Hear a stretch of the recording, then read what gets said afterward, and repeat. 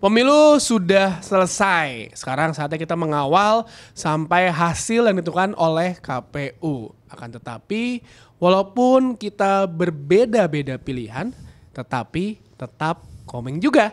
Uhuy!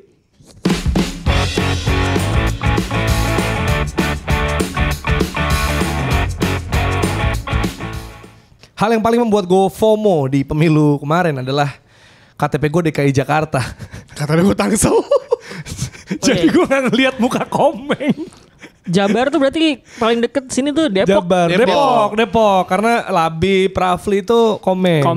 Iya kan, DPD. Ibam juga gue liat kemarin tuh. Bekasi juga gak salah ya? Bekasi Jabar ya? Bekasi masuknya? Jabar kan? Bekasi Jabar. Bekasi Jabar Aduh. dapet. Iya, kita gak dapet ya. Gak dapet gak apa-apa lah. Tapi ya akhirnya ada satu hiburan bagi kita semua ya. Yang out of nowhere tiba-tiba datang gitu kan. Iya, gak perlu kampanye. Gak perlu kayak Leicester City juara. Waktu itu tiba-tiba juara aja gitu kan. Kayak gue juga Itu bingung. kalau lihat apa grafis pemilihan suara itu paling panjang. Yoi, emang Javier Bardem memang susah emang Javier Bardem. DPR Ian. DPD Komeng. DPD Komeng. Enggak, maksudnya pemilihan apa ya, foto juga unik ya kan. Dan gue Iya, akhirnya iya. nyari-nyari kan. Kemarin gue nonton YouTube terus nyari-nyari sosmed gitu. Jadi dia katanya ngambil itu selfie. Oh. Jadi maksudnya nggak tahu selfie atau difotoin lah, pokoknya gara-gara butuh foto, yaudah fotoin deh gitu. Jadi dia gaya biasa, habis itu nyetor terus dia bilang nggak apa-apa nggak foto kayak gini. Gak apa-apa. Karena kamu komeng. Dia kadang ngeliput kan pas dia nyoblos di TPS dia kan. Terus jadi dia datang sama teman-temannya gitu lah, sama apa Jarwokwat gitu ya kalau nggak salah. Terus duduknya kan jejer di depan gitu kan, kayak orang nunggu gitu kan. Terus geseran Pak Komeng, dudukin orang tetep Emang dasarnya emang udah lucu tuh ya. Iya kan, Parah. bahkan dia ngechat Abdel ya kan. Buat yang belum tahu nih, dia ngechat Abdel, banyak yang nanyain nih. Iya. Soalnya berharap lu masuk Senayan gitu. Udah di Senayan. Dia bilangnya ini aneh udah di Patal nih lagi ngopi. Buset, orang tua banget ngomongnya Patal Patal. sana jadi Patal. Respect emang. Biar kalau dipanggil deket ya. Yoi, tapi emang Komeng luar biasa ya. Iya. Tapi terlepas dari apapun pilihan lo dan apapun hasilnya, ya udah keluar ya. Tapi belum resmi gitu. Belum resmi dari kita masih nunggu KPU. resmi. Ada Ini kayak ini ya, banyak Fabrizio Romano di Twitter ya. Tapi versi pemilihan Bener. presiden Tapi pemilihan. ada banyak ini ya, maksudnya kita bukan ngomongin soal apa isu kecurangan segala, tapi banyak kelucuan yang di grup bos-bos juga udah sering kita share ya, Ros. Abanda Herman. Dari Bio Paulin itu pagi-pagi. Bio Paulin mau nyoblos TPS tapi susah karena dijaga Abanda Herman. Itu kayak di akhir-akhir ntar kita akan lihat ya komentar-komentar netizen, bansos ya. Tapi paling tai adalah ya gini, ada yang bilang, "Bang, TPS di mana?" Ini abangku TPS tipis-tipis anjing. Abangku tipis-tipis. Menyala. Abang lah. Ada yang bapaknya pakai baju double. Asli. Tapi bohong, dia buka gitu. Gua ya Aduh. rumah tinggalnya di Lucu Rasuna banget. Kuningan, nyokap gue di Ciledug, tapi nyoblos Ciputat. Nah lu bayangin Iya. dong. Gimana deh? Sampai ada juga yang ini ya, ada sebuah janji kepada sang suami gitu dari seorang istri. Oh itu iya. juga lucu banget. Kita nggak bisa bacain apa janjinya. Jangan dibicarakan di sini itu. Tapi menurut gue itu lucu banget ya. Sia-sia dong. Ya gimana? Rugi dong. Ya bener Rugi aja dong. lah. Tapi nanti kita bahas ya. Nanti kita ada bansos seperti biasa ya. Betul. Banter sosmed yang mana? Oh belum di. Oke. Kita akan bahas juga paling yang ini ya, yang kemarin juga yang mewarnai TPS kemarin, yaitu mewarnai literally diwarnain gitu ya, digambar-gambar juga. Ya ada yang gambar hal yang tidak baik, ada yang digunting. Ada ya mungkin Prakarya salah tuh. satu paslon karena bukan dicoba tapi digunting. Maksudnya apa, Bang? Mau dibawa pulang apa? Kan bisa Buat print koleksi. sendiri. Buat koleksi. Iya. Enggak, maksud gue, lu kan di dalam bilik itu kan udah lama ya, udah nyoblos, Iya. nggak buka dulu, itu kan Iya. kertas suara lebar. Betul. Iya. Terus kemudian nyoblos, terus kemudian ngelipet lagi. Kan Dan banyak ngecek yang dulu dicari tuh. kan, ngecek dulu udah Iya. bolong belum gitu. Pak, Itu kenapa proses dia lama. diketawain, Pak? Nggak bisa ngelipet surat. Pressure cuy. Pressure. Tapi ngelipet Banyak yang pressure ngantri soalnya di belakang anjing. gua. Gua pas mau ngelipet ngentot susah banget lagi anjing nih, gimana caranya tapi Ayo ya. bodo amat Tapi akhirnya. Iya. yang penting logonya tuh di depan tuh. Oh iya benar. Logo di atas. Ketutup. Walaupun ada garis tuh agak Nah. susah juga. Karena ada pressure juga, maksud gue kayak apa kan, kalau jujur TPS gue gak terlalu gede. Jadi gue bisa agak mendengar overheard gitu dari si siapa petugasnya KPPS-nya gitu. Ya abis yang mas itu ya, kan gue ke pressure nih. Gue jadi kalau gue lama, nih orang ngantri panjang. Nah, baik kalau mungkin nempelin gambar atau kemudian gambar masih oke. Ini gunting. Gunting lama. Gua kemarin Ngapain lo? Apa cutter Iya. gitu. Gue kemarin udah bawa spidol kan. Tapi gak bisa, TPS gue mepet-mepet cuy. Ya, Sebelah ketahuan gue dong. gue tahu sebelah gue nyoblos yang mana tuh. Kayak, ya elah kelihatan nih kalau gue nulis atau apa ketahuan. Jadi kayak ya udahlah saya menjadi warga negara yang baik aja kali ini ya. Iya. Temen gue di Tangerang TPS-nya banjir. Iya, bener. Di Jakarta juga ada. Sunter juga tetap ya? jalan loh, tetap Iya. jalan Ada loh. teman-teman kita dari Suntar yang nyoblosnya tuh hari Minggu. Gara-gara nanti Minggu Banjir. tanggal 18. Karena Banjir. surat suaranya tuh kerendam ya kalau nggak salah. Jadi sebenarnya belum sepenuhnya kita udah memilih gitu. Terus yang rame tetap yang dikatakan anjing lu Hari Budi. Ya ini apa namanya? Oh iya. PJ. Ya Gue gimana? mau nyoblos banjir gitu kan. Tapi kalau yang ngomong orang Jakarta, kalau yang ngomong orang Tangerang nggak nyambung ya. nyambung. Nggak nyambung. Jadi Tangerang banjir juga kemarin. Iya. Tapi salah satu yang juga mewarnai adalah coretan dari ini ya. Hashtag usut tuntas Kanjuruhan. Iya. Itu disuarakannya di kertas suara ya. Betul. Buat suara tidak sah begitu, tapi itu adalah cara berekspresi juga dan itu yang kita terus suarakan nih contohnya. Ini dia pemilihan apa ya? DPRD? Kalau ini tuh Jawa Timur 5. iya Jatim ya, Malang kan Jatim. Iya, menyuarakan ini Usut tuntas Usutan Kanjuruhan. Indonesia, Iya. betul, Terus betul, kemarin betul. Semarang ada Ini yang sebuah sikap juga sih ya sebenarnya. sikap. Karena emang sampai sekarang pun juga kejar terus lah. Masa gak kelar-kelar nih? Iya. Dan ada juga ini ada kabar juga dari daerah Kanjuruhan ya. Sebenarnya bukan soal Kanjuruhan dalam hal sepak bolanya ya, tapi dari RSUD Kanjuruhan yang buka layanan kesehatan kejiwaan bagi caleg yang gagal terpilih. Nah, ini penting ya, ini penting loh. Karena kita nggak pernah tahu efeknya kan. Betul, Apa yang sudah dikeluarkan dan Teman diusahakan kita caleg. Andre Francisco juga dulu gagal ya. Kan dia Oh, nyalek Andre loh dulu. sempet ya. Andre nyalek loh dulu. Oh itu udah diceritakan di ini di salah satu episodenya Otak Kotak Box. Box. Udah itu terakhir tuh bareng gua di ngomongin apa ya? One Piece atau pahlawan gitu gue lupa. Terus dia bilang programnya dia itu ngebenahin keran-keran masjid Wih. untuk wudhu. Serius Andre bilang kayak spesifik gitu. ya? Iya. Iya. Salah satunya. Dan juga selain nyoblos itu sebenarnya paginya ada pertandingan. Ada pertandingan 2 dan tadi malam 2 gitu ya. Ada Copenhagen lawan Man City di UCL ya. Kevin De Bruyne sangat mengerikan. Iya. Bali comeback juga dan Foden juga cetak gol di akhir-akhir. Terus juga Madrid ngalahin Leipzig. Kalau nggak salah tuh Diaz yang golin ya. Brahim Diaz nggak sih? Brahim Diaz yang Brahim Diaz Messi ya? X katanya, Messi X. Wah ngeri. Dan juga PSG lawan Real Sociedad, Mbappe mencetak gol juga di sini. Kemarin gue Luis Enrique ditanya gitu sama wartawan gitu ya. Dia bilang kayak, gimana kamu perasaannya? Senang gak? Ini pertanyaan tolol macam apa nanya ke wasit. Udah tahu menang 2-0 ya senang lah. Goblok deh. Luis Enrique mau kayak, hah? Tapi untung mesti bisa dibecandain sama dia. Gue kalau ini gue nari-nari kata Yeah. dia. Apa maksudnya kayak, hah? Lu pelatih menang 2-0. Ditanya lu senang gak? Ya masa gak senang anjing? Iya. Ini kayak wartawan di bencana ya. Bagaimana perasaan bapak rumahnya kegusur Ya gitu. menurut Atau Nana. rumahnya kebanjiran gitu kan. Iya. Itu kurang pas ya sepertinya. Tapi Lazio mengalahkan Bayern Munchen. Ya ini Bayern Munchen back to back kalah. Problematik emang nih tim. Lagi masalah nih 2 Emang harusnya pertandingan kalau gak bisa cetak MU gol. bukan Munchen deh. Iya. Iya benar. Karena kalau MU hasilnya beda tuh. Apa? Kalau MU hasilnya beda. Karena sekarang gini, saya tidak menonton Liga Champions. Saya tidak tahu minggu ini Liga Champions. Karena tidak ada MU ya. Tapi kalaupun saya nonton, Oke. sepertinya vibes-nya kurang bully-bullyan, kurang seru kalau nggak ada MU ya. Kayak anteng aja gitu. Iya nggak, Ros? Iya bener. Kalau misalkan lu ngelihat kemarin hasil Man City kebobolan duluan 3-1 ya nggak heran. Ya memang seharusnya seperti itu gitu kan. Cuman yang paling mengejutkan hasilnya itu menurut gua ngelihat Bayern sama Lazio gitu. Oke. Karena kalau gua pribadi kemarin yang gua tonton tuh cuman Real Madrid gitu. Karena Madrid babak pertama anjing kesulitan nih gitu, seru banget kan. Terus akhirnya menang juga, tapi terus si Andri Lunin bagus banget mainnya kan. Gue suka tuh. Terus gue cuman mampir ke chat roomnya grup chatnya Box to Box. Nyenengin Waldo doang gue juara UCL nih gitu. Oh enggak bang. Anjing sama anjing. Ya udah kita nggak bahas soal pertandingannya, kita akan bahas ke klubnya aja ya. Yang main di klub besar berarti kan City, Madrid sama Bayern. PSG belum kayaknya ya. Jadi kita bahas itu dulu kali ini. Ini soal Kevin De Bruyne, dia udah kembali dan memberikan instant impact. Dan ini udah kelihatan juga sebenarnya di Premier League. Buset, di Premier League gawat sih dia. 6 Gawat pertandingan, 5 assist, 1 gol. Tambah kemarin lagi berarti sampai 1, berarti udah 6 assist. Kemarin assist ke Haaland kan?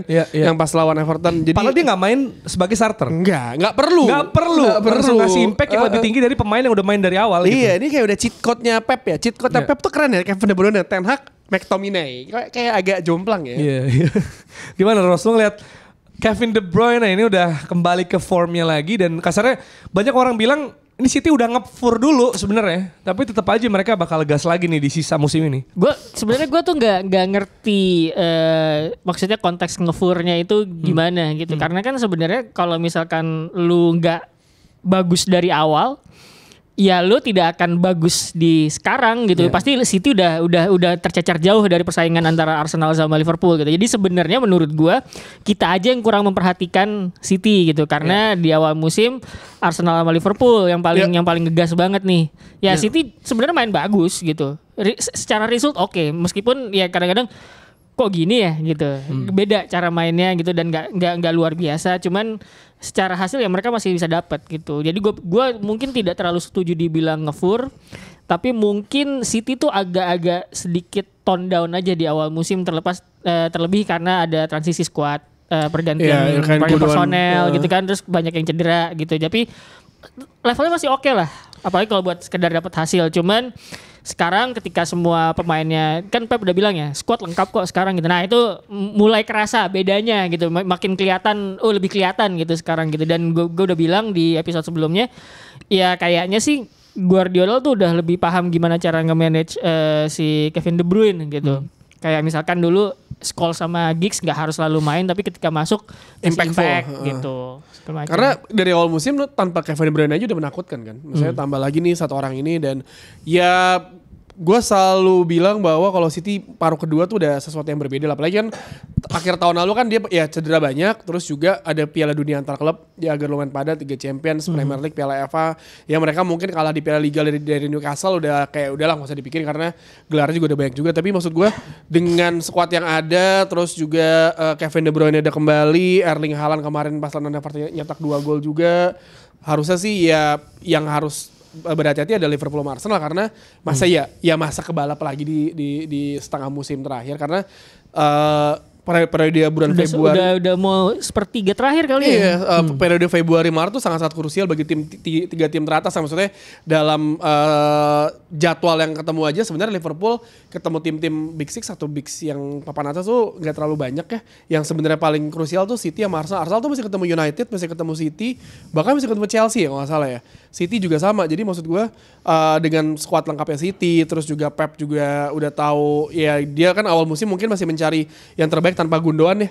Akhirnya sekarang udah tahu nggak usah tanpa Gundogan pun no problem. Phil Foden bisa ditaruh di mana aja, semau dia bisa jadi sayap, jadi false nine, bisa jadi CM, CAM. Ya maksud gue dengan kedalaman squad yang ada, kemarin pas lawan Everton gue pas lihat benchnya anjing ini jet set banget benchnya, Kyle Walker, Jack Grealish, terus ada si Kevin De Bruyne kayak buset ini mah babak kedua masuk ya akhirnya kalah juga dan ya nggak heran kalau misalkan City musim ini juara Liga Champions lagi karena menurut gue juara Liga Champions lagi? Iya menurut gue squad yang misalnya kita berharap Munchen nih.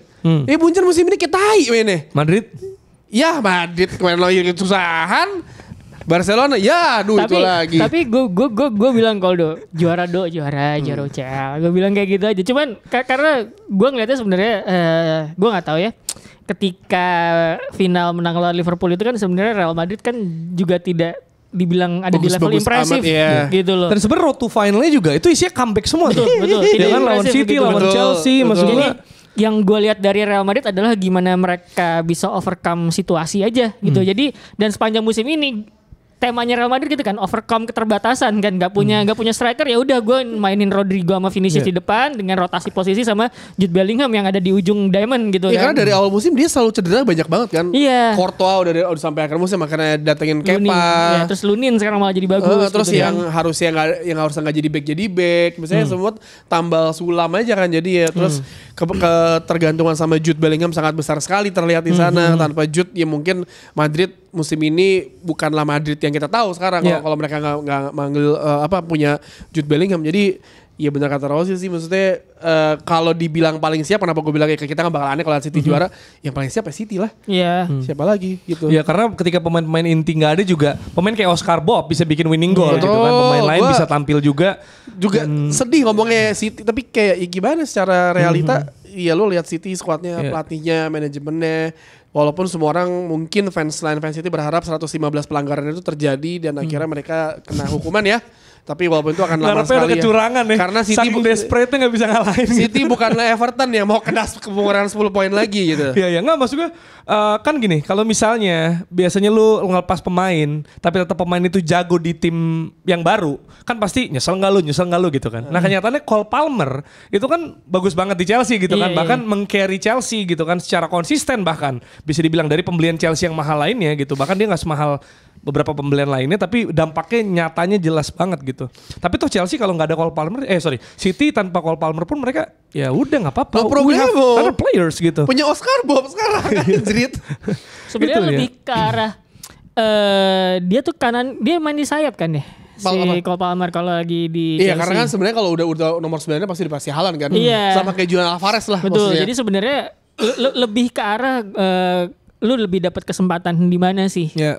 Kalau kan sama aja kayak Raheem Sterling memilih pindah ke Chelsea juga ya udah, karena gua rasa nih udah end of my cycle di Manchester City. Terus kemudian Gabriel Jesus pindah ke Arsenal bukan karena dia nggak suka sama Pep, tapi karena kayaknya gaya mainnya Pep memang tidak menitik beratkan ke gua gitu. Jadi gue mendingan pindah ke Arsenal gitu kan, kayak dia akuin sendiri. Sementara kalau Cole Palmer gue lihat di City juga ya dia harus bisa nunggu untuk beberapa saat untuk bisa masuk ke dalam starting 11 gitu loh. Bukan kayak ketika datang di Chelsea, langsung dapet nih posisi starting 11 gitu. Jadi situasional aja menurut gue. Karena itu mirip-mirip sama ini ya, yang gue bilang kan gue lagi suka nonton podcastnya Obi Mikel.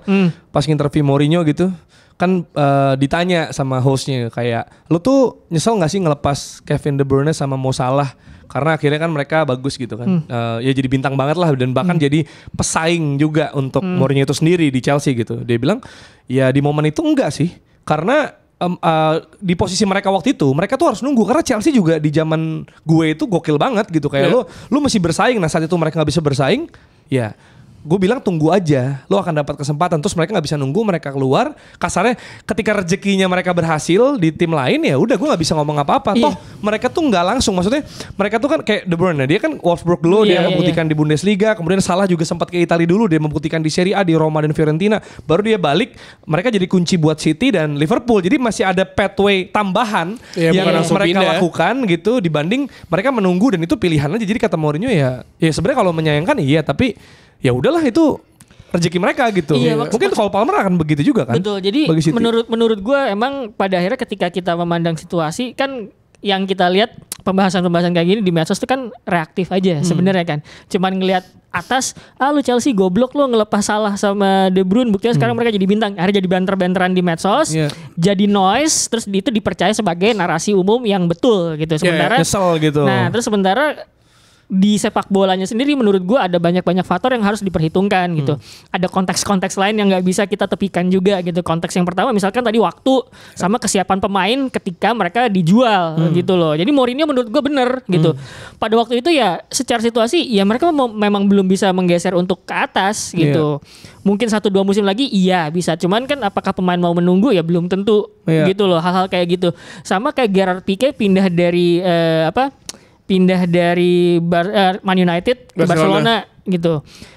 Narasi yang beredar waktu itu kan kayak gini, Ferguson lebih milih Johnny Evans ketimbang Gerard Pique gitu kan. Pique-nya pengen balik gitu. Ternyata Gerard Pique-nya memang gua mau balik karena waktu itu menggeser Ferdinand sama Vidic tuh hampir sulit gitu untuk di starting 11. Sementara dia di Barcelona bisa dapat kesempatan sama Carles Puyol gitu. Tapi ya ternyata kan keputusan pindah ke Barcelona tepat gitu loh. Cuman itu kan tinggal perkara Ferguson mau nggak ya gue geser Ferdinand Vidic demi ngasih satu tempat ke Pique gitu kan. Tapi ternyata waktu itu ya agak sayang juga terutama masih prime-nya gitu. Karena kan sebenarnya si Gerard Pique itu kan dia terkesima dengan proyek Pep kan. Maksudnya kayak ketika dia Gerard Pique itu di musim terakhir dia main loh ketika lawan Arsenal menang yang Owen Hargreaves nyetak free kick, terus di final mungkin dia nggak dapat di bench tapi dia tetap ada di sana juga. Maksudnya prospek bagus karena kan dia pinjemin dulu kan ke beberapa klub sampai akhirnya dia masuk regular ke tim. Dia itu yang biasa dilakukan oleh Sir Alex kan, masukin pelan-pelan. Nah pas terakhir tuh dia Iya nanya gue dapat tempat gak? Ya susah juga kalau gue jadi Soalnya anjing Ferdinand sama Vidic gimana nih? Ada kok di salah satu buku biografinya Sir Alex tuh dia stating sendiri gitu, menyatakan sendiri bahwa gue nggak mau jual Gerard Pique. Dia bilang kayak gitu tuh jelas itu di buku itu dia bilang gue nggak mau jual Gerard Pique. Tapi ketika dia ingin kesempatan bermain lebih banyak, ya gue bisa paham gitu.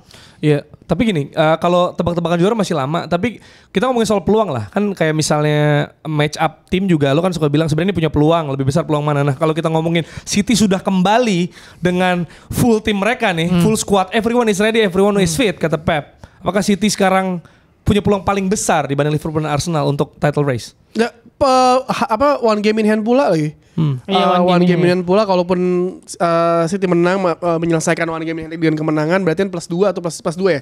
Plus 2 dari Liverpool sama Arsenal kan.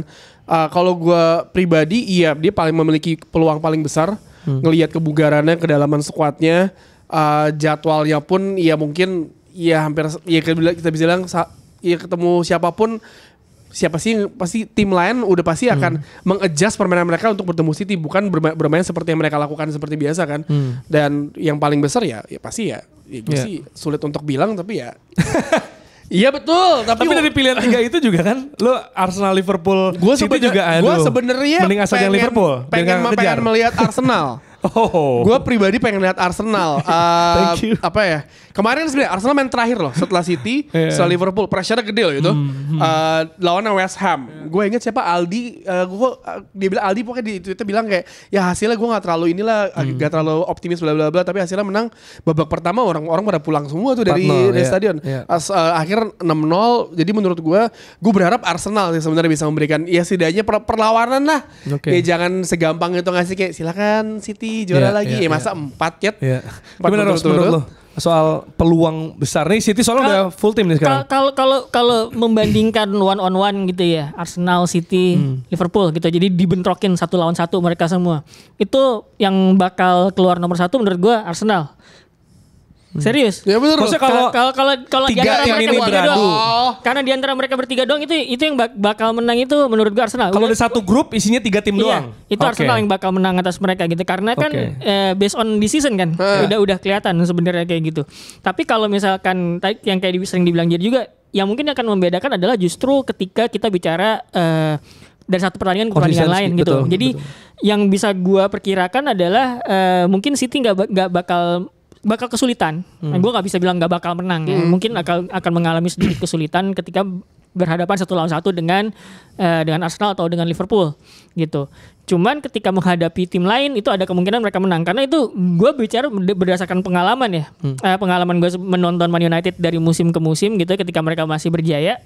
Itu kan gak jarang United itu ngadepin tim gede kalah tapi ngadepin tim lain tuh menang gitu. Bahkan pada masa-masa di mana mereka sebenarnya skuadnya tuh biasa aja gitu. Jadi itu yang bikin mereka bisa maintain gelar juara liga gitu. Nah, gue melihat itu yang jalan yang bisa diambil Manchester City pada sebuah season di mana sebenarnya skuad mereka sedang mengalami transisi gitu. Dan kita lihat ada perubahan gaya main juga dari Pep Guardiola gitu. Jadi kalau mau jadi juara ya udah mungkin kita ngelepas poin gitu ya menghadapi Arsenal atau Liverpool tapi sebisa mungkin yang poin-poin lain jangan gitu ya, kita tetap menang segala macam. Cuman risikonya kalau mengambil langkah tersebut adalah kita juga harus mengharapkan Arsenal atau Liverpool juga tidak konsisten menghadapi tim-tim di luar pesaing mereka gitu. Jadi risiko buat City itu gitu. Karena begitu City kan sekarang diambang memecahkan rekor baru kan. Misalnya belum ada tim yang pernah juara 4 kali berturut-turut Liga Premier dan belum ada yang back to back Liga Champions, belum ada kan?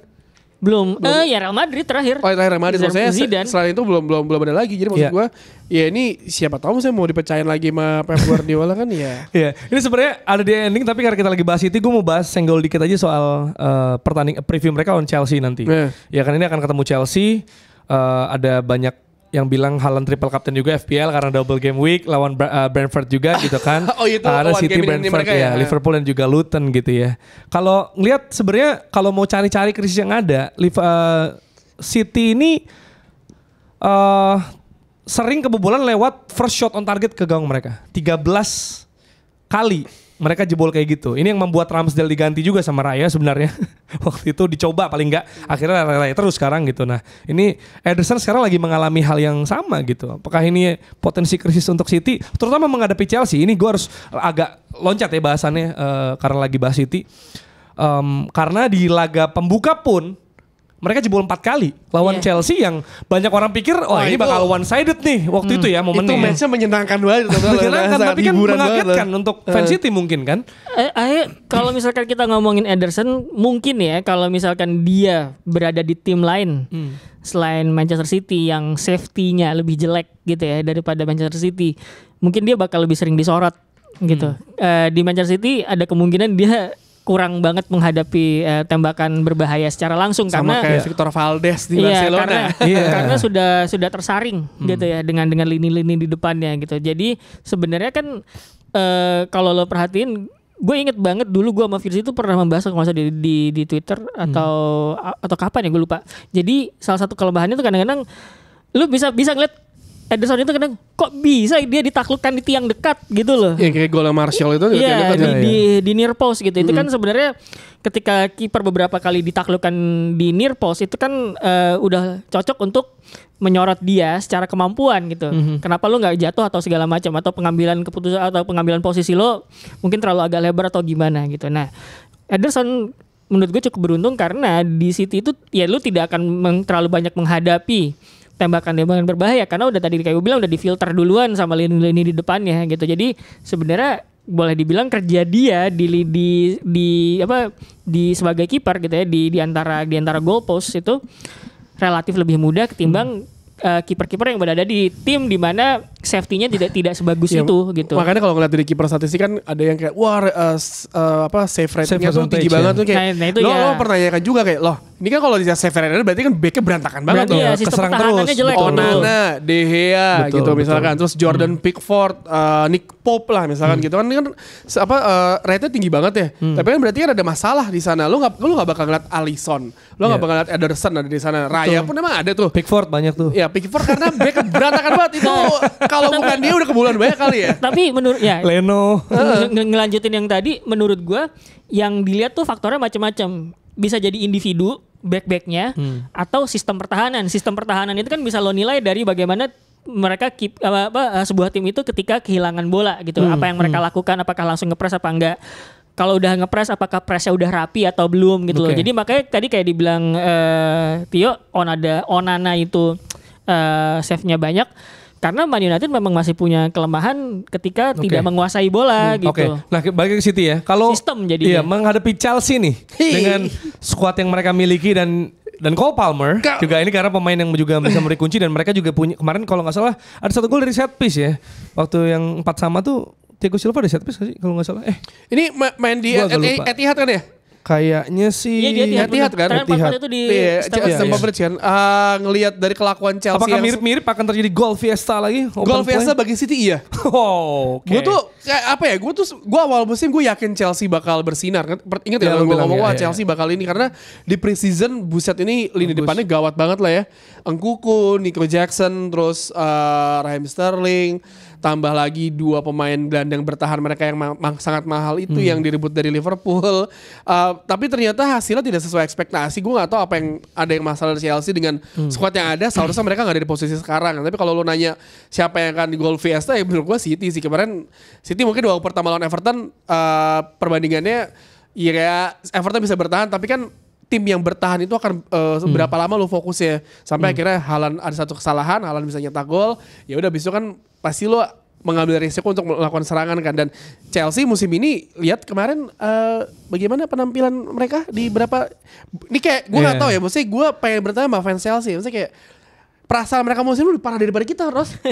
Kayak ini makanya kayak menang set, wah imbang lawan City, wah anjir keren main bagus. Roller coasternya tuh kayak roller coaster tuh vertikal, ini tau nggak? Vertikal ke atas gitu. Kayak, wah bisa gitu, set, tiba-tiba anjing kalah lagi. Fulham ya kalau nggak salah yang pernah bantai. Iya dan posisi lu tetap di urutan 10-9. Nah kan lu bilang kan soal gacha itu. Jadi kira-kira gacha mana yang akan terambil sama Chelsea? Ada peluang membuat kejutan menghadapi City yang lagi full tim ini, Ros? Ini sebenarnya kalau misalkan tadi ngelanjutin ngibaratin sama Man United dulu ketika depannya bapuk gitu ya, di bail out sama David De Gea gitu kan di pertahanan gitu. Jadi seenggaknya masih bisa ngamanin poin. Terus kemudian ada juga tim-tim yang misalkan tidak bisa bertahan tapi lini depannya juga subur. Gitu kan, lini depannya subur. Jadi ketika misalkan kebobolan 3, dia bisa menang dengan ngejebol gawang lawan 4 kali gitu istilahnya. Nah, Chelsea ini kenapa gacha? Karena ketika misalkan belakangnya lagi buruk, depannya tuh nggak bisa nge-bail out gitu. Begitu juga dengan sebaliknya gitu. Jadi kita kan udah pernah ngebahas XG-nya Nico Jackson itu tinggi banget, tapi output golnya tuh rendah. Itu nunjukin finishing dia nggak terlalu bagus gitu. Jadi XG itu kan memperlihatkan kualitas peluang gitu. Diukur dari mana sih lu mengambil tembakan, dari posisi mana gitu. Jadi semakin dekat sama gawang, angka XG makin tinggi karena harusnya perkiraannya adalah dengan nembak dari situ kemungkinan bikin gol lebih gede gitu. Nah, Nico Jackson XG-nya itu tinggi, tapi output golnya di bawahnya. Jadi kan itu perkara finishing gitu loh. Nah, so City will win the game? Ya, maybe gue nggak tahu juga gitu. Cuman karena gacha tadi ya, nggak tahu Chelsea dapat side yang mana. Jadi gini, terus kemudian di lini belakang kita udah ngebahas juga ada pertentangan antara Thiago Silva sama Pochettino, walaupun Pochettino bilang ya gue udah berbicara tapi apa yang kami bicarakan itu urusan kami gitu ya, tidak dibocorkan ke media. Tapi di Athletic menulis bahwa pada beberapa kesempatan kelihatan banget Thiago Silva itu dipanggil sama Pochettino di tengah pertandingan untuk ngasih instruksi dan keduanya saling berdebat di pinggir lapangan gitu. Jadi ada kayak begitu dan sebenarnya dari situ kita bisa ngambil dugaan bahwa sebenarnya ada sesuatu di sistem pertahanan yang nggak connect antara pelatih sama pemainnya gitu. Jadi itu yang menyebabkan kayak nih pertahanan bolong banget gitu loh. Dan dari situ makanya kita bisa mengambil kesimpulan pada pertemuan pertama antara Chelsea sama City kenapa 4-4. Ketika itu Chelsea pertahanannya lagi bagus tapi pada saat itu juga ternyata finishingnya oke gitu. Nah, sekarang kita nggak tahu apakah ini finishing bakal muncul lagi kita ngadapin City. Ya nggak tahu gitu loh. Ya kalau misalkan bisa ya oke lah mereka bisa bikin gol ke gawang City gitu. Cuman kalau enggak ya udah jadi gamenya buat City gitu. Sterling Palmer ya kemarin cetak gol di pertama mantan pemain City juga. Kita akan lihat nanti hari Minggu dini hari ya. Berarti Sabtu malam setengah 1 dini hari. Kalau kita geser tadi Liga Champions lagi, Madrid mungkin bahasannya ini aja sih ya, soal Lunin. Tadi lu udah sempat bahas juga. Goodbye Kepa kayaknya udah pasti ya kan. Tapi Courtois nih yang juga akan berpeluang tergeser. Belum sih. Belum.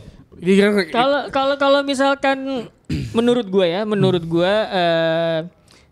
gue ngelihat ketika kiper kedua membuktikan diri gitu ya, bisa tampil bagus dan tiba-tiba kiper utamanya datang, apakah itu langsung diganti atau enggak? Menurut gue tidak dulu gitu. Jadi ya lu tunggu kesempatan yang enak untuk apa pelan-pelan ngegeser gitu. Dan misalkan kiper pertamanya balik lagi terus ternyata penampilannya menurun, ya itu udah kesempatan buat kiper kedua, lu harus terima posisi lu kegeser gitu. Ya, jadi itu yang terjadi sama Paul Robinson sama Nigel Martin di Leeds United kan. Iya, kayak gitu. Jadi menurut gue apakah kalau persoalannya Kepa sama Lunin udah jelas Kepa tersingkir udah pasti Lunin. Tapi kalau Kepa sama Courtois nanti dulu kita lihat dulu. Masih lihat gitu. ya. Kan karena Kepa kan juga bukan karena penampilan kan, karena cedera juga. Yes, dan ini kita juga ngasih kredit buat manajemennya Ancelotti ya, karena pasti kalau ada squad yang pemain inti sama backup-nya sama bagus gitu ya, benar-benar lihat dari performa ya emang harus pelatih yang bisa membuat mereka tetap nyaman ada di sana gitu ya. Kalau PSG sebenarnya kayak nggak ada yang perlu kita bahas ya, belum ya? Nggak ada, selain ya? Momen pertanyaan aneh wartawan itulah TNT Sports itu kayak kamu happy ya? Allahu Akbar. Masih belum juga, toh juga Sociedad memang masih di bawah PSG juga dari skuad pemain. Nah, soal Bayern Munchen nih yang kalah 2 kali beruntun setelah 0-3 lawan Leverkusen. Bayern keseleo Lazio boleh. Kalah sama Lazio walaupun memang golnya dari penalti kalau nggak salah. Immobile ya, Ciro Immobile itu pun terjadi, waduh langsung Harry Kane nih. Karena Dayo Upamecano kartu merah, straight red card karena melanggar Gustav Isaksen dan akhirnya Immobile yang memang sudah biasa menggosok voucher sejak musim lalu di Serie A untuk penalti, akhirnya mereka cetak gol 1-0. Tapi sebenarnya bukan soal itunya ya, bukan soal mereka jebol dari penalti 1-0-nya. Permasalahannya ketika tim seperti Bayern Munchen nggak bisa nyetak gol balik ke Lazio karena jebol 1 ya mungkin aja namanya lagi kebobolan, lagi slip, lagi keseleo tadi bahasanya headline-nya. Terus mereka jebol 1 dan ini kan soal agregat ya. Jadi sebenarnya bisa aja mereka jebol 1 ya mereka nggak bisa ngebalikin. Iya. You still win the game gitu kan. Apalagi di laga ini Bayern cetak 17 shots tapi 0 on target. Ini masalah ketika mereka punya pemain seperti Harry Kane. Secara statistik 28 gol di 28 pertandingan tapi nggak cetak gol di 4 dari 6 laga terakhirnya. Termasuk 2 laga terakhir. Jadi Harry Kane yang begitu luar biasa buas ya bisa dibilang. Lawan Leverkusen dan lawan Lazio nggak berkutik. Jadi sebenarnya kalau misalkan kita ngomongin Harry Kane Iya. Udah kita bahas di 2 episode kemarin yang bareng Reza. Salah satu inti permainannya Thomas Tuchel adalah lo nunggu nyerap terus kemudian counter. Iya. Apakah Harry Kane bisa digunakan seperti itu? Bisa. Karena di Tottenham Hotspur sama Jose Mourinho sudah membuktikan ya dipakai buat counter Harry Kane tuh bisa gitu. Cuman kan itu kan bukan satu-satunya cara untuk menggunakan Harry Kane. Intinya kayak gitu. Karena di dalam sebuah tim yang dinamis seperti Tottenham Hotspur ya Pochettino gitu. Dia bisa kok berkontribusi, assist juga bisa, bahkan gerak melebar juga bisa gitu. Jadi dalam artian di dalam sebuah tim yang proaktif, Harry Kane juga bisa bekerja. Persoalannya adalah Bayern Munchennya Thomas Tuchel, Bayernnya Tuchel itu bukan sebuah tim yang proaktif gitu, lebih reaktif. Kita udah bahas mereka ngandelnya transition. Ketika menghadapi sebuah tim yang total bertahan, compact gitu ya. Mungkin compact sama bertahan mungkin bisa dibedakan. Jadi yang bertahan sama yang compact itu mereka kesulitan gitu ya katakanlah. Mereka nggak tahu gimana harus membongkar ini. Yang ada kemungkinan ya udah gue oper ke sayap, biarkan sayap berprogresi sendiri gitu. Nah, kan kalau udah kayak gitu kan Harry Kane terisolasi gitu loh. Bingung mau ngapain. Dan akhirnya gue ngebaca beberapa analisis gitu ya sama reviewnya Lazio versus Bayern di UCL ini gitu. Dan yang gue tangkap dari bacaan gue adalah Lazio disiplin, bertahan gitu. Dan gue pikir di situ gue ngebaca, oh iya ini emang tim-tim yang benar-benar bikin Bayern kesulitan, bahkan di Bundesliga sekalipun gitu loh. Jadi ketika Lazio bisa menang 1-0 gitu, itu hasil yang tidak terlalu mengherankan sama gue, ditambah lagi dengan statistik yang barusan lo berikan Jar. Jadi kayak persoalannya memang ada di sistem permainannya Tuchel gitu loh, nggak bekerja dan pemain tidak selalu merespons dengan baik gitu. Dan kita ingat di musim lalu juga sebenarnya mereka kan karena golnya Jamal Musiala di ending menit di final minutes ya, dan juga Dortmundnya kepleset lawan Cologne kalau nggak salah. Jadi memang agak terbantu juga. Jadi sebenarnya ini masalah yang bisa tercium lebih awal gitu, yang semakin terasa gitu, apalagi sekarang kalau mereka ini kalau cuma 1-0 ini main agregat, nextnya main di Allianz bisa aja ya memang akhirnya Munchen menang 3-0 gitu misalnya, akhirnya tetap lolos, tapi kan nggak mengesampingkan bahwa mereka punya masalah. Itu yang terlihat juga sebenarnya di dua laga terakhir. Sebenarnya masalah udah kelihatan nih. Lu kan? Kalau ngelihat di Liga Champions, United yang lagi busuk-busuknya aja bisa nyetak berapa 3-4 gol di Allianz ya. Iya. Yang di luar dari blunder Onana dan kesalahan kartu merah Casemiro, kesalahan Onana, itu seharusnya kan kalau nggak ada itu United bisa menang seharusnya kan, tapi dari situ udah kelihatan bahwa sebenarnya ini Munchen ada masalah, ada sebuah masalah yang harus mereka selesaikan. Bayern tuh. Bayern. Ngomongnya harus Bayern. Bayern kan? ya, Bayern. Maksudnya kayak lo dari lo ketika dapat counter attack yang United yang gak bagus-bagus amat aja lo bisa kebobolan segampang itu gitu. Jadi maksud gue ada sesuatu hal yang harus diperhatikan, karena gue tadi baca Twitter Aun deh kalau gak salah yang dia bilang ya udah saatnya mesti ganti sih, karena bukan sesuatu yang udah kayak familiar bagi Bayern Munchen tuh ganti pelatih tengah musim terus ujung-ujungnya juara gitu. Berapa kali kayak gitu kan mereka kan, dan ya siapa sih Joachim Low yang sekarang available untuk menjadi sampai itu, karena Thomas Tuchel nggak works di Bayern Munchen. Lu mesti admit bahwa lu dengan tambahan Harry Kane gitu, maksudnya Harry Kane harusnya lu penantang gelar juara dan lu gelar juara Bundesliga, maksudnya udah menjadi salah satu hal wajib bagi mereka. Tapi sampai sekarang kan ya ada sesuatu yang maksudnya masalah itu udah ada dari dulu kalau lu ngelihat segampang itu. Dan lanjut lagi lawan Lazio, tapi ya di Allianz mungkin pembuktian terakhir tuh kalau misalkan di Allianz kalah juga, ya kita mungkin bisa ngelihat pertandingan terakhir bagi Thomas Tuchel. Ya, karena mereka udah kalah kan di DFB Pokal ya lawan Saarbrücken. Terus kalau misalnya mereka nggak menang di Champions, misal tersingkir, terus juga kalah sama Leverkusen di Liga, ini adalah musim pertama tanpa major trophy sejak 2011-2012. It's like 10 years ago. Dan Harry Kane juga pas di interview gitu dia bilang it's a really tough week for us gitu, karena ya kalah 2 kali, nggak bisa cetak gol, peluang banyak banget lawan 2 tim gitu kan. Dan mereka tuh lack of energy and confidence. Itu yang diakui sama Harry Kane dan mewakili para pemain. Kita juga lihat Thomas Muller agak marah-marah waktu kalah lawan Leverkusen gitu kan. Ini ngomongin soal tadi Tuchel juga. Apakah ini memang benar downgrade dari Nagelsmann? Kalau menurut gue secara sistem permainan iya. Gitu. Karena kita ngomongin sistem permainan kan yang stabil ya. Gitu. Gue mengakui bahwa Nagelsmann juga sebenarnya kan juga sosok adaptif ya. Jadi lu tidak bisa selalu bilang ini gayanya Nagelsmann gitu. Ya memang ada beberapa poin yang menjadi gaya Nagelsmann, tapi kan secara keseluruhan dia tuh tidak saklek ya. Dia adaptif gitu. Nah, Nagelsmann seenggaknya bisa membuat permainan Bayern tuh sustain kalau dibandingkan sama Thomas Tuchel gitu. Nah, Thomas Tuchel yang nggak bisa kayak gitu. Jadi bener kalau misalkan Harry Kane bilang ini kita lack of energy, ya mungkin mereka juga frustrasi gitu ya. Frustrasi bahwa ini kita salahnya di mana sih gitu. Dan gue lihat baca beberapa artikel review soal taktik, ada yang banyak yang bilang beberapa pemain kelihatan tidak merespons taktiknya Tuchel dengan baik gitu. Dan gue pikir salah satu hal kesalahan yang dilakukan Bayern adalah ya kan ketika ada sebuah tim besar mengalami penurunan itu kan berarti kan kadang-kadang itu biasanya itu dimulai dari manajemen di backroomnya gitu kan, dan itu kan udah kita bahas juga, itu muncul ketika Oliver Kahn, Hasan Salihamidzic gitu pada mengambil alih tampuk kekuasaan di atas gitu. Nah, keputusan-keputusan yang diambil tidak sesuai. Menurut gue salah satu keputusan yang tidak oke adalah mengganti Nagelsmann di tengah musim, dimasukkan dengan Tuchel. Itu kan ya itu gayanya beda gitu loh, dan itu menjadi sebuah keputusan yang tidak bagus. Benar bahwa Bayern memang membutuhkan beberapa pemain untuk ngisi pos tertentu. Salah satu Harry Kane di posisi striker karena mereka nggak punya striker gitu. Cuman pertanyaan berikutnya adalah apakah sistem lo bisa nge-support striker itu atau enggak gitu loh.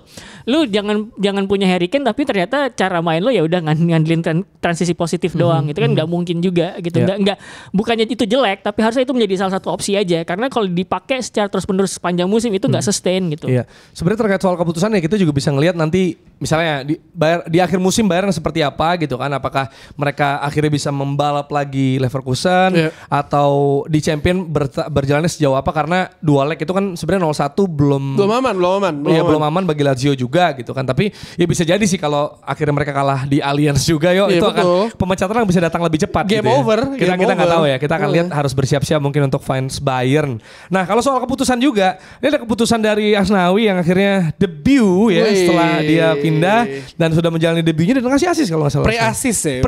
Pre-asis. Jadi kayak di overlap dari sisi kanan khasnya Asnawi, mengirimkan umpan ke rekannya langsung ke siapa sih striker yang nyetak gol terakhir. Karena ini juga cukup mewarnai timeline yang cukup agak mengalihkan, mendistraksi dari pergolakan di timeline terkait soal hasil pemilu ya dari Quick Count gitu kan. Jadi kemarin agak ada berita lain nih gitu. Gimana lu ngelihat soal pemain Indonesia yang keluar? Jarang sebenarnya kan pemain Indonesia di luar tuh. Ketika gue wawancara Asnawi, dia tuh bilang permasalahan orang Indonesia. Asnawi bilang permasalahan pertama adalah pasti mikirin gaji. Kata Asnawi kalau dia bertahan di Indonesia bisa dapat gaji 3 atau 4 kali lipat lah, 2 kali lipat dari yang dia dapat ketika masih di Jeonnam Dragons di Korea. Sekarang kan udah pindah keluarga ya. Ya, terus udah gitu soal makanan. Orang Indonesia kan soal bawel banget soal makanan. Misalnya ketika apalagi lu ke Korea, lu kalau Thailand makanannya mesti familiar, tapi kan ke Korea, tapi ternyata kata Asnawi lingkungan sekitar tuh sangat ngebantu banget gitu. Jadi kayak lu mesti adaptasi. Terus kata dia juga ternyata ya pemain Indonesia banyak kekurangannya ketika main di luar. Ketika lu masuk ke satu tim yang mungkin level Asia walaupun itu divisi 2 ya di Korea, tapi lu mesti banyak belajar adaptasi lagi, fisik lu mesti perbesar. Kemarin Marcelo juga bilang kan, gue gak dapat main karena fisik gue belum gede gitu. Mesti kekurangan badannya kurang besar untuk bermain di Eropa karena fisik banget kan. Jadi pemain Indonesia tuh sebenarnya memiliki kemampuan bermain di luar.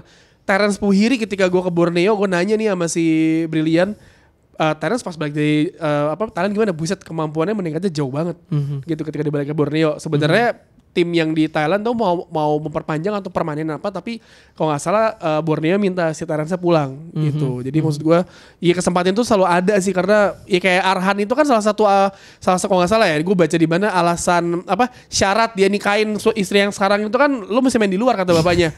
Lu nggak boleh main di dalam, lu mesti main di luar negeri gitu. Iya. Untuk ini pasti menambah juga ketika nanti dia balik ke sini gitu kan. Betul. Kalau kita lihat juga sebenarnya kan ada pro kontra pasti ya. Semua hal ada pro kontra. Ada pro kontra juga soal tadi main luar atau enggak, karena kan di sini lebih menitnya jelas, ya kan. Terus juga mungkin gajinya lebih gede. Ini bagi pemain ya, kita dari kacamata pemain gitu. Nah tapi di sisi lain, lu bisa dapat pengalaman di luar, lu bisa dapat ini. Nah tapi ada juga orang yang pro stay, yang maksudnya stay di dalam karena untuk pemain dalam tanda kutip tadi yang lu bilang yo, itu juga ngelihatnya dari kacamata tim-tim di Piala Asia kemarin gitu. Ini tim-tim Timur Tengah juga mereka banyaknya di liga tapi mereka main bagus gitu. Ini kalau tim Timur Tengah itu kan emang kaya banget ya. Mereka tuh gak perlu keluar. Gue pernah cerita waktu dari sini. Jadi kayak ada tim under 19-nya Qatar atau siapa gitu. Dinepin di salah satu hotel. Pilihan panitia. Gak mau langsung pindah ke hotel yang sebelah Plaza Senayan tuh. Oke. Nah terus waktu itu orang kantor salah satu college gue di yang gue ngurusin itulah dia ke Doha tuh dijemput sama pemain umur 19 ini mau pindah Lamborghini.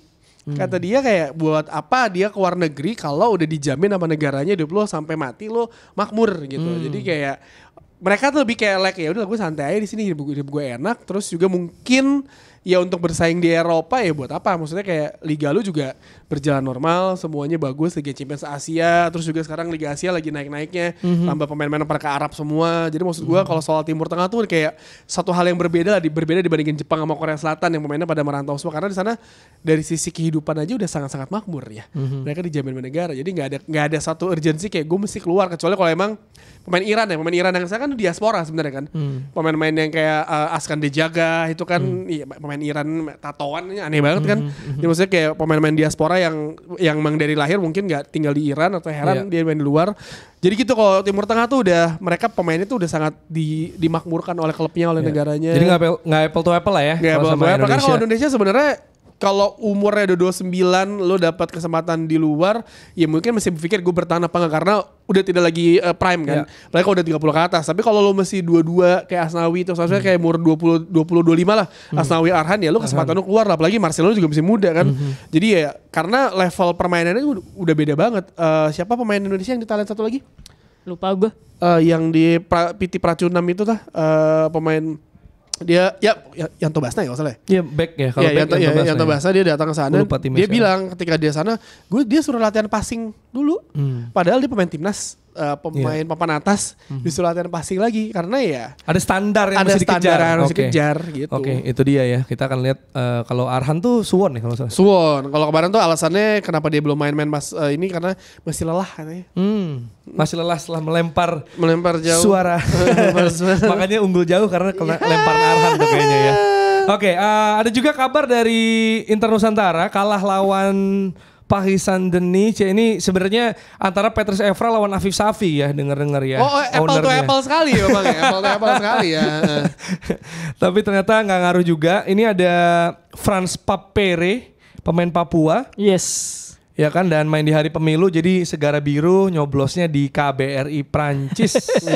Kita lihat. Nah, sama Hari Mahendra ya, sang kapten yang disuarakan oleh rekan kita juga di sini. Jadi karena pemuncak klasemen Inter Nusantara dapat bye di semifinal. Ini ada bagian playoff-nya bisa kita lihat. Nah, langsung lolos semifinal. Jadi tinggal 2 kemenangan menuju gelar juara bagi Inter Nusantara. Sampai nggak juara Afif Safi turun deh. Di era kamu kita tidak ada ini nih. Tapi Manhattan protes ke One FF karena tim kita ya Inter Nusantara ini mainin squad cadangan. Ada statement dari Manhattan FC. Ya kenapa sih lawan Paris Saint-Denis protes? Soalnya kalau Paris menang Manhattan jadi peringkat 3. Jadi masih playoff dulu gitu. Salahan AI lah, salahan komputernya, salahan kita. Gimana sih? Iya, tapi sebenarnya kan Bas Holsing sama Segara Biru tetap main karena mereka ngejar Golden Boot. Betul. Nah, ini kita lihat ya. Bagus juga Bas Holsing juga sejak musim lalu bagus dan Manhattan-nya juga imbang lawan Angelenos. Jadi sebenarnya emang bego aja. Salah sendiri. Jangan protes ya kalau misalnya udah kalah atau nggak bisa menang. Tim Enrique emang protes. Iya, masa bilang curang. Ya kan, Manhattan bacot kalau kata Jax ada titipannya nih.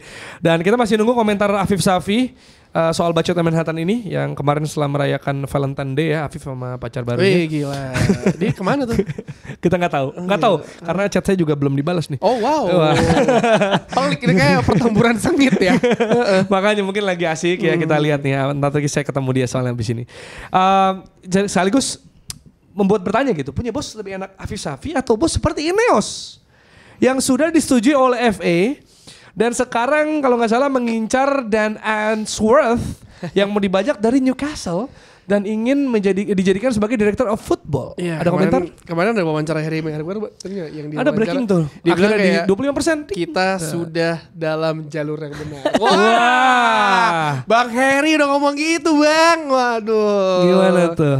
Gimana ya? Ada komentar soal ini, soal breaking news. Gue liat di aplikasi apa, All Football or something di HP gue, ting, breaking news. Alhamdulillah ya, Disetujui walaupun FA. 25%, walaupun Adiani mungkin tidak setuju dengan saya, dibilang kayak 25% gak ada gunanya lagi ya. Setidaknya ada pemilik klub yang datang ke tragedi Munchen lah. Ada kan iya. Dia tidak, si Glazer tuh tidak pernah hadir di Nggak ini pernah ya. sih. Ada Anjing itu. kepedulian sosialnya ada ya, kerasa. Fuck emang ya. Zionis tuh anjir. Wow. Kelakuannya. Jadi kalau bisa dibilang sebenarnya kan berita ini udah rame semenjak awal pekan.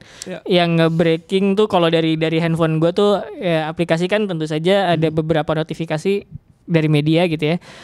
Atletik tuh yang pertama kalau nggak salah yang masuk ke notifikasi HP gue. Ini ya sudah di-approve, Sir Jim Ratcliffe udah di-approve oleh Premier League. Tinggal menunggu approval FA gitu FA juga kan. di-approve kan sekarang? Nah terus kemudian hari ini tadi sebelum kita take beberapa jam sebelumnya masuk notifikasi sudah di-approve sama FA. Berarti kan udah ini kan apa namanya udah jalan tol lah istilahnya, udah lapang gitu kan segala macam. So next berikutnya yang dinantikan adalah mereka bakal overhaul manajemennya United. Biasanya kayak gitu kan. Dan siapa yang akan ditunjuk gitu. Sejauh ini kan yang udah ditunjuk sebelum mereka bahkan resmi kan si Omar Berrada gitu kan buat jadi CEO gitu. Bang Omar. Terus kemudian ya sekarang setelah CEO dapat ya tinggal nanti aja nih sporting director atau director of footballnya siapa gitu. Dan tadi kan udah lo sebut juga Dan Ashworth dari Newcastle United. Dan ternyata ketika dulu sebelum Ineos datang sebenarnya Dan Ashworth ini udah dideketin sama Richard Arnold gitu. Cuman persoalannya adalah Dan Ashworth kemudian ngeliat tapi gue bekerja di bawah John Murtough nih, nggak mau gitu. Ya udah dia akhirnya menerima pinangan Newcastle United gitu. Jadi dan setelah apa yang gue baca track recordnya bagus. Dan Ashworth dari Brighton sempat di Inggris juga, technical director juga timnas Inggris, terus kemudian ke Newcastle United sekarang gitu. Jadi setelah kan sebelum ini kan banyak nama-nama calon lain yang juga dikedepankan.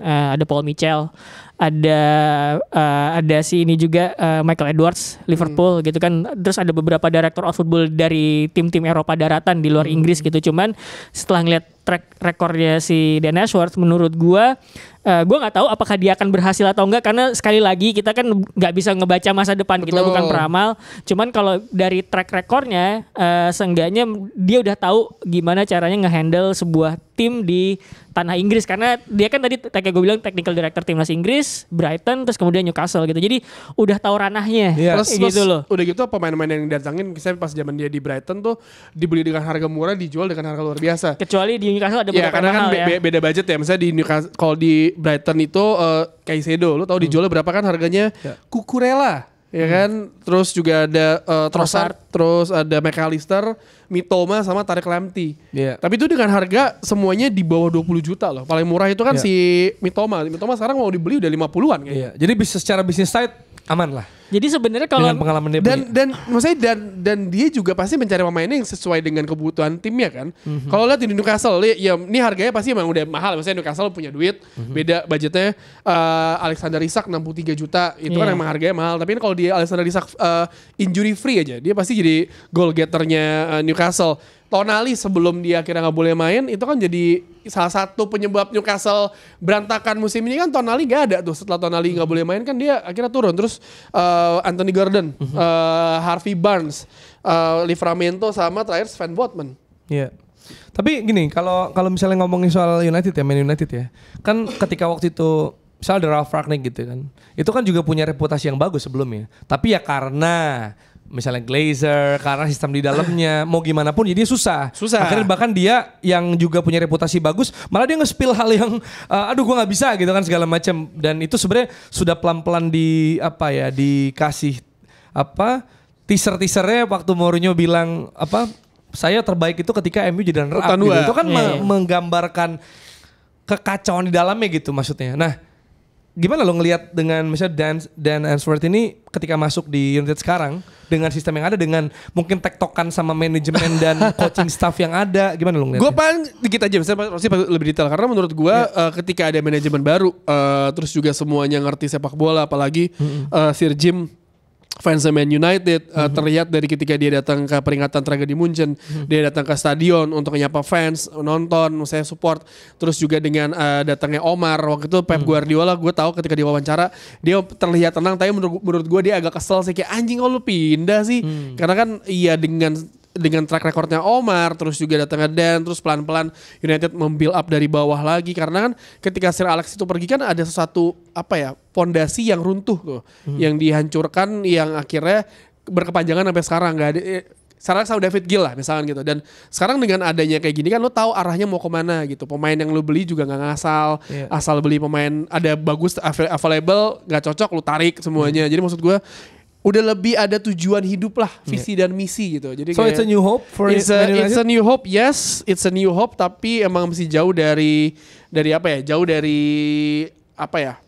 mungkin untuk juara Premier League atau juara Liga Champions mungkin bisa juga. Premier League kayak masih agak tahun depan juara sih kayaknya. Tapi juara Premier League Champions League maksudnya tahun depan. Semua juara tahun depan. Tahun ini kita juara. Berarti lolos dulu dong. Lolos dulu 4 besar. Tapi ya ini udah gue yakin 4 besar ya, tenang aja. Di jalur yang benar, di jalur yang benar. Bang Heri ya. Harry Maguire tadi komennya pas di wawancara juga udah terlihat dia juga optimis banget. Terus ditambah squad United udah mulai kembali semuanya, menunjukkan permainan terbaiknya, 6 pertandingan tidak terkalahkan. Respect banget ya bro. Juara nih bro. Berarti kalau gini, tadi ngomongnya it's a new hope, berarti juga bisa ada hope for the new Old Trafford nih harus. Nah, yang Old Trafford itu kan sebenarnya masih Cole Carrington tuh harus ya. Mungkin tua banget. udah tua banget. Itu kan yang ingin didengar fans MU sebenarnya. Jadi sebenarnya dulu kan tempat latihannya United era Class of 92 awal tuh kan di The Cliff. The Cliff. Ya kan. Itu terus kemudian udah terlalu tua, kita harus pindah punya sebuah harus punya sesuatu yang baru, di-upgrade segala macam, pindah Carrington. Jadi sebenarnya itu harusnya semangat yang harus ada di Man United, karena ketika itu zaman itu kenapa mereka bisa selalu terdepan di antara tim-tim Inggris lain, karena mereka kan selalu berpikir apa yang kita lakukan selanjutnya berprogresi gitu kan. Nah, itu yang kemudian berhenti 10 tahun terakhir gitu. Terus kemudian mereka jadi ketinggalan. Ketika tim-tim lain sudah mulai berani ngerombak manajemen di jajaran atas dan ngasih lebih banyak wewenang ke manajemen gitu ya ketimbang ke pelatih gitu. Mereka masih menganggap bahwa segala sesuatu harus bisa dilakukan oleh manajer. Seperti ketika zamannya Sir Alex Ferguson, makanya kemudian ketinggalan gitu. Jadi kalau misalkan dalam semangat itu kita bicara apakah Carrington harus diupdate, iya gitu. Itu gue udah pernah ajar, gue datang ke Carrington itu bagus gitu. Cuman kalau ngeliat fasilitas Etihad kampus deh. Etihad kampus terus Leicester di eranya Kun Vichai di St. George Park tuh yang Inggris tuh. Itu kalah gitu. Jadi menurut gue emang harus diperbarui. Kalau Old Trafford, kalau nggak salah yang gue baca lah janjinya pengen bikin the Wembley of the North gitu kan. Nah, Wembley of the North. Si Sir Jim Ratcliffe niatnya gitu, cuman gue nggak tahu apakah itu dengan bikin stadion baru atau memugar Old Trafford. Yang mana kalau mau memugar Old Trafford itu yang gue baca lagi halangannya banyak gitu kan, karena kalau misalkan pengen memperlebar itu pinggirnya Old Trafford itu rel kereta. Terus di sebelahnya itu Hotel of Football tuh punya Gary Neville dan kawan-kawan. Nah itu udah sempit. Jadi pertanyaannya sekarang gue nggak tahu ini mungkin bakal jadi persoalan lagi di antara klub dan fans gitu ya. Apakah Old Trafford bakal dirobohkan atau enggak, dibangun yang baru, atau ya udah pindah beneran ditinggalin terus kita menetap di sebuah stadion baru kayak gitu. Ini kalau si Watara tuh dihancurin dibikin baru ya? Iya kan, tapi kan stadion Spurs kan sebelahnya kan. Iya gitu, itu masih ada lahan. Stamford Bridge gue rasa kalau misalkan suatu saat ini mau kayak gimana kayak juga sulit, kiri kanannya kan sempit kan tuh. Bener. Old Trafford jadi New Trafford kayaknya. Atau ya sesimpel direnovasi, dibagusin aja lah. Maksudnya sesuai secara kapasitas juga masih paling salah satu yang paling besar di Inggris gitu.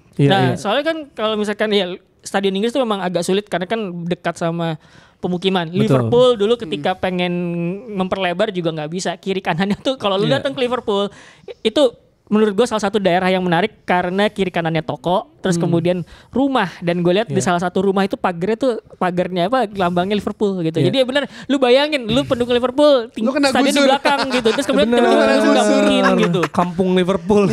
Sulit bang.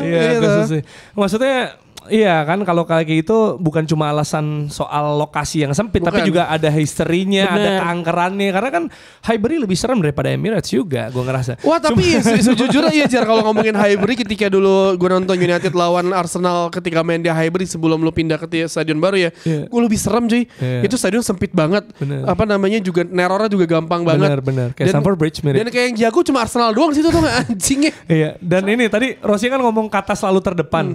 Terus yang ngomong Rossi kan, di otak gue Komeng anjir. Ya. lagi. Yang dia ngomong Nggak. sama Rossi, tau gak iklan sama Tapi- Rossi Valentino ya. Ya dia ngomong apa selalu terdepan gitu di produk sebuah motor. Itu Aduh, sebenarnya lucu bener gini. banget. Jadi ketika gua ngomongin terdepan, mungkin salah satu pertanyaan yang gua rasa ada di Komengnya benak nggak- dan mungkin ini harus diomongin ya, harus diomongin. Salah satu pertanyaan yang ada di benak entah pendukung Man United atau pendukung sepak bola lain, apakah dengan datangnya Ineos ini United bakal mengakhiri banter eranya atau enggak? Oke. Gitu kan, karena kalau ngelihat track record Ineos kan sejauh ini sebenarnya dia paling sukses itu pertama di sepeda gitu kan, bahkan Sir Jim ya, terus kemudian Sir Jim Brailsford yang botak gitu yang suka menemani ada di Sir Alex di tribun belakangan, itu kan juga terkenalnya karena pernah menjadi technical directornya tim sepedanya Inggris gitu. Oke. Jadi di luar sepeda jadi partner tim principalnya Mercedes gitu. Ya. Walaupun sekarang Toto Wolff bingung ngeliat Ya, ya. Red Bull kok makin kenceng gitu loh segala macam Iya gitu. gimana Bang Toto, mobil lu jelek. Nah, Ayo gitu. sama pindah ke Ferrari. Oke. Tahun depan Hamilton ke Ferrari gitu kan, dan terus makanya Aneh itu ya. jadi pertanyaan-pertanyaan itu ada, apakah emang dengan Ineos datang banter eranya Man Oke. United bakal berakhir atau enggak? Cuman gini, gue akan bilang kayak misalkan ketika orang bertujuan gitu, lu pengen Memperbaiki. jadi misalkan gue pengen dapat sebuah nilai yang bagus di sekolah gitu kan, gue pengen jadi ranking 1 gitu. Dan untuk menggapai itu ya tentu saja usaha gue adalah belajar, Oke. banyak baca, Betul. gitu kan. Nah, apakah dengan kayak gitu gue udah pasti jadi ranking 1? Belum Belum tentu. tentu gitu. Paling nggak ada seenggak- usaha ke arah sana. Iya, tapi We are on the track. Betul, Yeah, on the right gitu. track. Jadi Kala ngebangun Harry tracknya Maguire. dulu gitu kan. Oke. Karena hasil Oke. akhir kan banyak faktor gitu yang We bisa never know mempengaruhi until we gitu. try. Oke. Wah. Nah ini obrolan soal Ineos ini akan semakin rame atau justru malah semakin aduh gimana nih makin ragu King setelah MU is back bro. lawan Luton Town ya. Lawan Luton Town akan ada pertandingan Manchester United lawan Luton Town, dan Luton ini double game week juga di kandang. Hati-hati sama crossingnya Alfidotti dan juga sundulan Adebayo ya. Dan Tolong Mengi itu. masih cedera ya. Itu kita lihat ya. Tapi kan Onana lagi bagus ya. Oh Nana. Luton juga, tapi Luton ini walaupun double game week dia lawan MU sama Liverpool agak susah sebenarnya. Liverpool lawan Brentford lawan Luton, terus City lawan Chelsea lawan Brentford, dua-duanya home ya. Tadi kita udah bahas Arsenal soal siapa, City. Arsenal Burnley.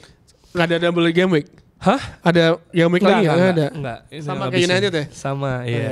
Itu dia. Brentford, Liverpool sama City. Ini Brentford, tapi Brentford suka mengejutkan City loh. Jadi gue sebenarnya mau triple captain Haaland nih seperti orang-orang, gue jadi agak ragu juga sih sebenarnya. Dan seperti yang tadi kita bilang di awal, kita udah janji bakal ada bansos di akhir ya. Di akhir kita ada bansos. Jadi kalau misalnya lo udah ngirimin gambar-gambar atau membuat reaksi, kita akan lihat nih yang ada di sosmednya @box2boxbola.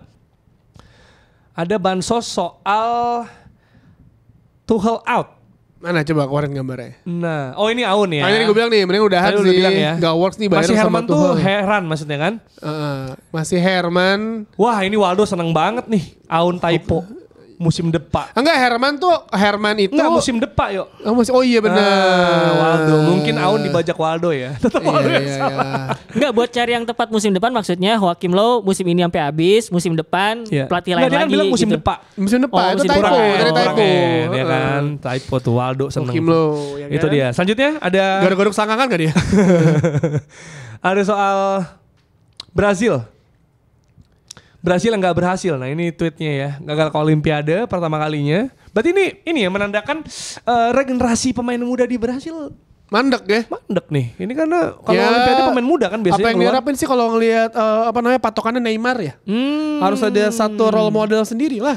Sedangkan Argentina lolos. Argentina juga pemain mudanya kemarin kita lihat sendiri Echeverri ya. Oh, iya, yang secara iya, cepat iya. langsung dibajak oleh Man City. Anjing emang. Cepet ya kalau pemain muda gitu ya City ya, luar Tapi biasa ya. masalah tembus tim utama kagak tahu kan Nah ya. itu dia. Tapi kan kita nggak tahu berhasilnya di klub mana juga Ya. ya nggak. Tapi kan ini kan di Twitter Ambil beredar. dulu aja. Bener, ambil dulu dan di Twitter beredar katanya udah 3 tahun terakhir yang warnanya biru muda menang tuh. Argentina biru muda menang 2022. Gua baru ngeh lagi, 2023 Man City menang ya kan. Ini komparasinya. Gue lagi ngomong padahal. Ntar dulu kok Kang. Baru mau dipotong Kang. Keluarnya gambar. Ya udah nggak apa-apa dah. Sama satu lagi 2024 ya. Jadi saya ulang. 2000. Gak usah. Pokoknya 2000 katanya lagi menang biru muda terus. 2022 Argentina. Kan Argentina juara Piala Dunia biru muda. 2023 Man City treble juga biru muda. Tahun ini ada juga biru muda yang menang nih. Katanya. Oh ya. Brighton nih. Belum tahu. Siapa tahu City lagi? Bukan. Pokoknya pasti pendukungnya suka joget. Ya kan? Karena juara kan? Selebrasi ya. Betul. Oke, kita lanjut nih sekarang baru nih. Agak serem ya. Komparasinya. Brazil Argentina ada komentar tadi dari Jafar Alim Habibi. Namanya lengkap loh. Udah Jafar. Oke, minta dibahas komparasi. Udah Alim Habibi lengkap. Wah, ini. 3 nama jadi 1 cuy. Nama depan semua nih. Komparasi Argentina Brazil, kenapa era sekarang Brazil lebih flop? Palu negara sama-sama di. Ya. Berarti krisis tapi Brazil lebih flop dibanding Argentina. Lu sepakat nggak Ros tapi? Secara perkembangan.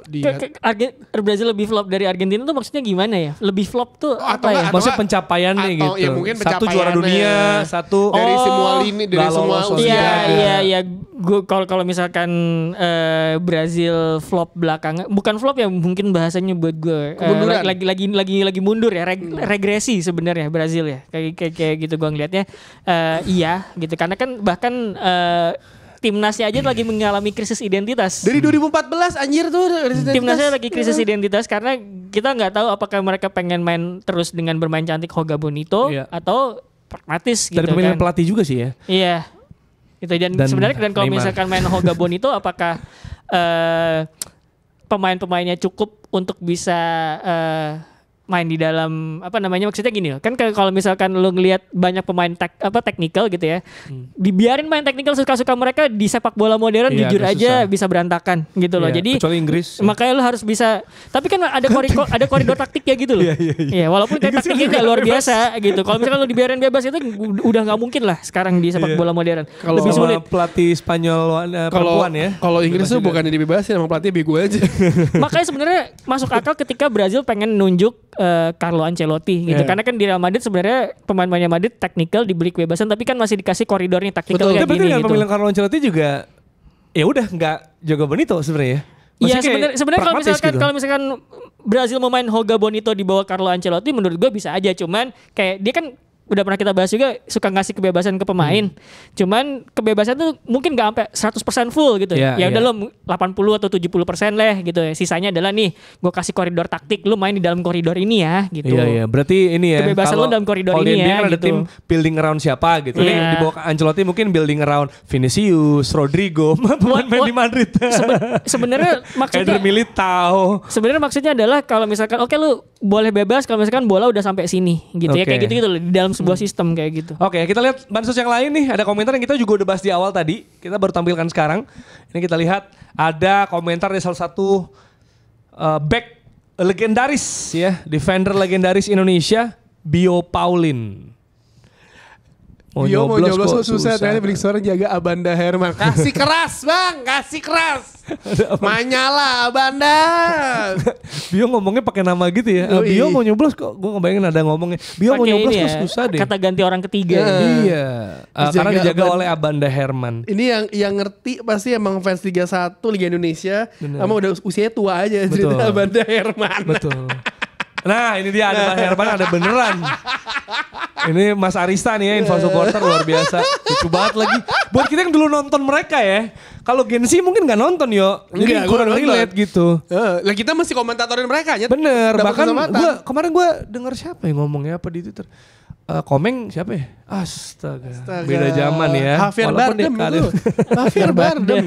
Musuhnya paling susah di James Bond terakhir.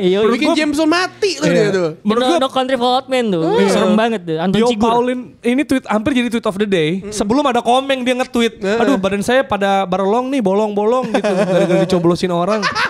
sama chat dia ke siapa namanya?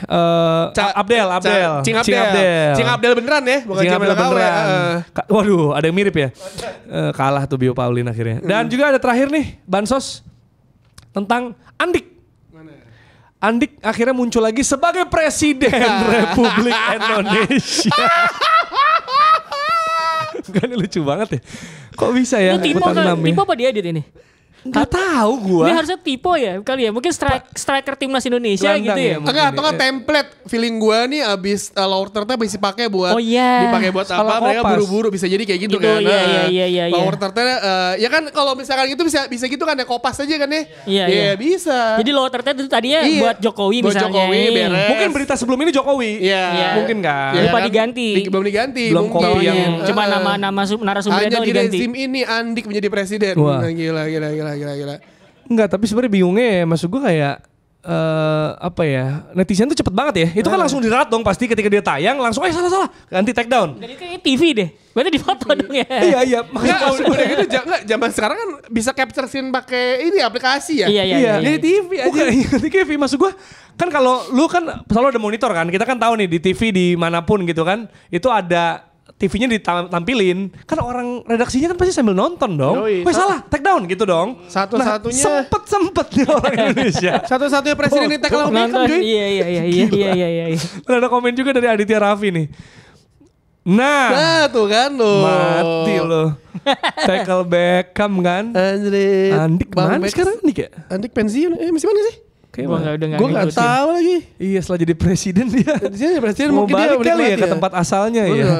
Ya, itu dia kira-kira dari bansos kali ini, banter media sosial. Ini masih komedi sih ya, ini mah masih komedi media sosial kalau ada banter-banter. Mungkin karena kemarin nggak ada pertandingan yang gimana gitu kan ya. Nah kita lihat nih di akhir pekan ini apakah ada kejutan-kejutan seperti Barca imbang lagi, MU kalah atau Munchen kalah Lawan siapa lagi. MU Luton. MU kalau kalah rame mas sosmed kita butuh lihat. hiburan, kita butuh itu hiburan. dia, Ayo. Jadi jangan lupa bisa tulis langsung komentar, opini, unek-unek, pertanyaan ke @box2box bola atau bisa juga di kolom reply-nya. Kalau ada yang mau nanya, Bang Michelle siapa sih Bang? Nah, gitu ya. Itu atau mungkin siapanya kalau Waldo YouTube bisa Bang juga ya. gitu. Ya itu Kalau di bisa. YouTube mungkin kalau ada komen yang menarik Iya. ya kita bisa ambil bansos dari YouTube juga atau sosmed lainnya di Twitter, di Instagram dan kita akan tayangkan di episode hari Senin. Oke, kita ketemu di episode selanjutnya dari Box to Box Football Show. Bye bye.